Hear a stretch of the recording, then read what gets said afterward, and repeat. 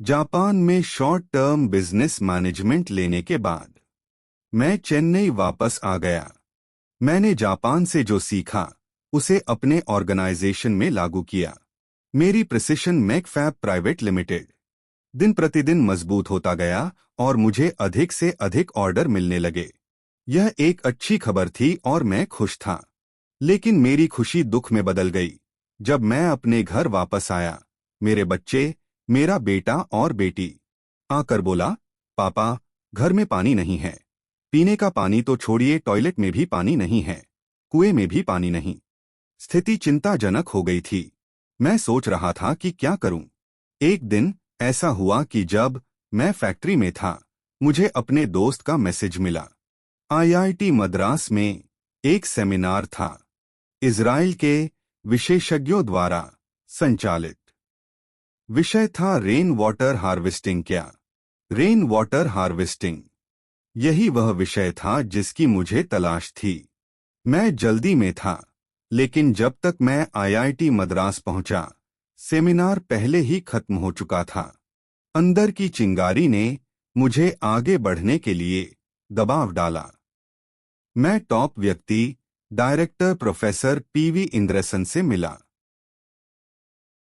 उन्होंने मुझे एक बहुत अच्छी बात बताई।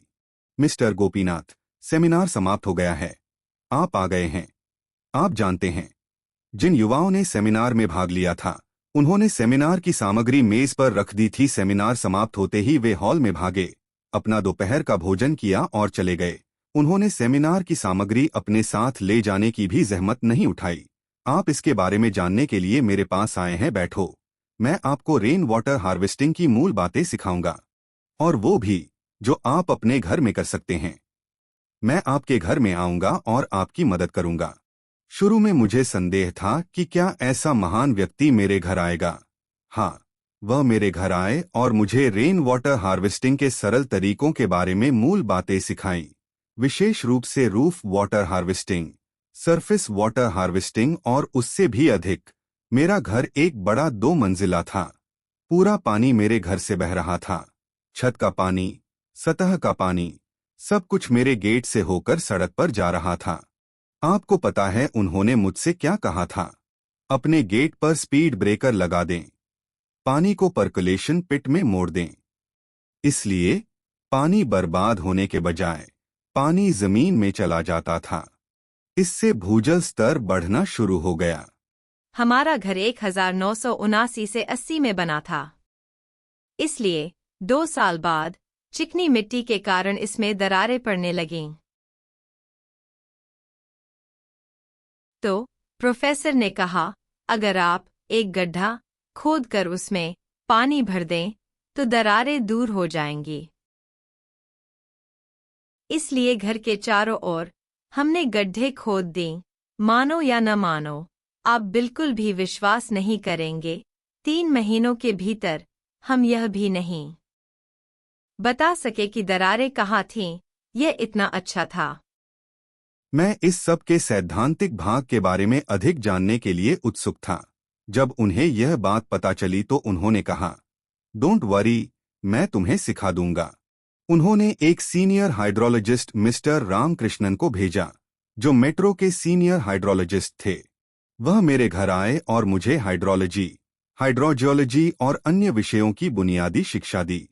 बचपन में जब मैं 15 या 16 साल की थी, मैं अपने पिताजी को कुएं के पास जाते और एक धागे को, जिसके सिरे पर पत्थर बंधा होता था, कुएं में डालते हुए देखती थी। वे उसे कुएं में डालते और वापस खींचकर नाप लेते थे। फिर वह मेरी माँ को कुछ चीजें पढ़कर सुनाते और वे उन्हें लिखती। किताबों के बीच वे निरंतर लिखती थी। बारिश के दौरान पानी की माप के बारे में। उस समय मैं सोचती थी कि वह ये सब क्यों कर रहे हैं। बाद में मुझे पता चला कि वह ये माप रहे थे कि बारिश के दौरान और बारिश के बाद कुएं का पानी का स्तर कैसे नीचे और ऊपर आता है। मुझे अन्ना नगर रोटरी क्लब का सदस्य बनने का अवसर मिला। रोटरी क्लब में इतनी सेवा करने के बाद उन्होंने मुझे वर्ष 1993 में रोटरी क्लब ऑफ अन्ना नगर का प्रेसिडेंट चुना। आमतौर पर गतिविधियां शुरू करने से पहले हमारी एक बोर्ड बैठक होती थी, और बोर्ड बैठक में मैंने अपने बोर्ड सदस्यों को स्पष्ट रूप से बताया कि मैं अन्ना नगर के रोटरी क्लब के लिए सामुदायिक सेवा परियोजना के रूप में रेन वाटर हार्वेस्टिंग को शामिल करना चाहूंगा। मेरे सभी बोर्ड सदस्यों ने इस पर आपत्ति जताते हुए कहा, वर्षा जल संचयन क्या है, रोटरी में रेन वाटर हार्वेस्टिंग जैसी अनवांटेड चीज क्यों? लेकिन उसी समय एक व्यक्ति, जो मेरे सचिव थे मिस्टर अभिजीत सेठ, उन्होंने बोर्ड के सदस्यों से कहा, चाहे आप इसका विरोध करें या नहीं, मिस्टर गोपीनाथ को इसे सामुदायिक सेवा परियोजना के रूप में शुरू करने में समर्थन दूंगा। मैंने अध्यक्ष के रूप में अपने पद का उपयोग किया और बड़ी कठिनाई से रेन वाटर हार्वेस्टिंग को अन्ना नगर रोटरी क्लब की सामुदायिक सेवा परियोजना में शामिल किया। 13 तारीख मेरे लिए भाग्यशाली दिन है। द हिंदू न्यूज़पेपर में छपे लेख सिंपल मेथड्स सिग्निफिकेंट रिजल्ट्स से बहुत सारी पूछताछ शुरू हो गई थी। वह फैक्ट्री में जाते, वापस आते और फिर साइट पर जाते, घरों का दौरा करते। उन्होंने मायलापुर में कई घरों में इस प्रणाली को लागू किया और धीरे धीरे कई और परियोजनाएं शुरू की थी। यही वह समय था जब मंदिर ने भी सोचा, क्यों न हम अपने मंदिर परिसर में भी वर्षा जल संचयन की व्यवस्था करें, और यदि यह घर पर लागू हो सकता है तो मंदिर पर क्यों नहीं। यह श्रीमान गोपीनाथ द्वारा शुरू की गई पहली परियोजनाओं में से एक थी। जब देश के इस हिस्से में रेन वाटर हार्वेस्टिंग के बारे में सुना भी नहीं गया था, तब वह इसे शुरू करने वाले पहले व्यक्ति थे। शायद यह कहना गलत नहीं होगा कि वे रेन वाटर हार्वेस्टिंग उद्योग और प्रणाली के जनक हैं। श्री के.आर. गोपीनाथ इस मंदिर के विकास के हर चरण से निकटता से जुड़े हुए हैं। यदि आप मंदिर के चारों ओर घूमेंगे तो आपको हर जगह RWH मिलेगा। यह सब उनका योगदान था। हुआ ये कि हमने मंदिर की दीवारों पर दरारें देखीं, इसलिए हमें नहीं पता था कि यह एक नागरिक मुद्दा था या कुछ और। तभी हमने परामर्श किया। उन्होंने कहा कि यह नीचे की मिट्टी के सिकुड़ने के कारण था, तो उन्होंने कहा कि यह इसके लिए एक अच्छा समाधान है, क्योंकि आप जानते हैं कि जब मिट्टी पानी में भीग जाती है तो यह फैलती है, और जब हमने रेन वाटर हार्वेस्टिंग शुरू किया तो इस प्रक्रिया में कुछ दरारें बंद हो गईं। यह हमारे लिए एक अच्छा अनुभव था। मंदिर आने वाले कई भक्त इसके बारे में बात करने लगे।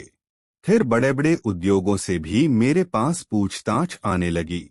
मैंने सोचा, क्यों न इसे देश के लिए एक बेहतरीन सामुदायिक सेवा बना दिया जाए। अचानक मेरे मन में यह विचार आया कि रेन वाटर हार्वेस्टिंग को सिर्फ एक मिशन नहीं, बल्कि अपने जीवन का उद्देश्य बनाना चाहिए। इसी दृष्टिकोण के साथ मैंने अपनी company KRG rain water foundation शुरू की। कितने ही लोग पूछते थे, आप इंजीनियर हैं, आप फैक्ट्री जाते हैं, आप ये प्लम्बिंग जैसा शौक क्यों पाल रहे हैं? तरह तरह के सवाल, पर उन्होंने कभी इन सब की परवाह नहीं की। उनका दिल इसी में था। मैं अपने समाज के लिए कुछ करना चाहता हूँ। मैं 12 करोड़ लोगों की तरह मरना नहीं चाहता। मैं अपने समाज के लिए कुछ करना चाहता हूँ, यही वो कहा करते थे। मैंने यह भी जाना कि उन दिनों जापानी लोग 2003 में उन्होंने रेन वाटर म्यूजियम नामक एक कॉन्सेप्ट प्रस्तुत की थी। मैंने इस विचार पर डॉक्टर रामकृष्णन से चर्चा की। रामकृष्णन स्वयं मेरे और अन्य रोटेरियनों तथा मित्रों की सहायता से हमने चेन्नई में वाटर सेंटर की शुरुआत की, जिसका उद्घाटन हमारी दिवंगत माननीय मुख्यमंत्री मैडम जे. जयललिता ने किया था। उसके बाद उन्होंने चेन्नई के लिए रेन वाटर हार्वेस्टिंग को अनिवार्य कर दिया और जिन लोगों ने इसे लागू किया, कई लोगों के भूजल स्तर में वृद्धि देखी गई और उन्हें अपने हैंड पंपों, कुओं आदि से अधिक पानी मिलने लगा। फिर मुझे चारों तरफ से पूछताछ मिलनी शुरू हो गई। परिणाम स्वरूप अन्ना नगर के रोटरी क्लब को नाम और प्रसिद्धि दोनों मिली। इसके बाद दिल्ली, बॉम्बे और कोलकाता से कई लोग इसके बारे में जानने के लिए मेरे घर आए। अंततः मेरे काम के लिए मेरी टीम के सदस्यों के काम और पानी बचाने वाले समुदाय के सदस्यों के काम को धन्यवाद। आज रेन वाटर हार्वेस्टिंग एक राष्ट्रीय आंदोलन बन गया है।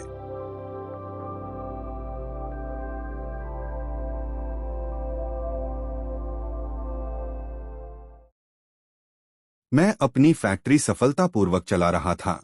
अचानक वहां एक यूनियन बन गई। मेरी स्टेटस, एमडी के रूप में मेरा पद, मेरी संपत्ति, सब कुछ चला गया। एक भी व्यक्ति मदद के लिए आगे नहीं आया। वह सचमुच खाली हाथ सड़कों पर आ गए और वहां से रेन वाटर हार्वेस्टिंग ने उन्हें खड़े होने में मदद की। मैंने उन्हें एक साधारण पत्र भेजा। सर चंद्रबाबू नायडू ने इस आइडिया को स्वीकार कर लिया और पूरे आंध्र प्रदेश में इस अस्थायी चेक डैम को लागू किया। शून्य से उन्होंने एक बड़ा साम्राज्य बनाया। जन्म लो, छाप छोड़ो और गर्व से जाओ, यही उनका नारा है। यही वह अपने बच्चों और नाती पोतों से कहते रहते हैं।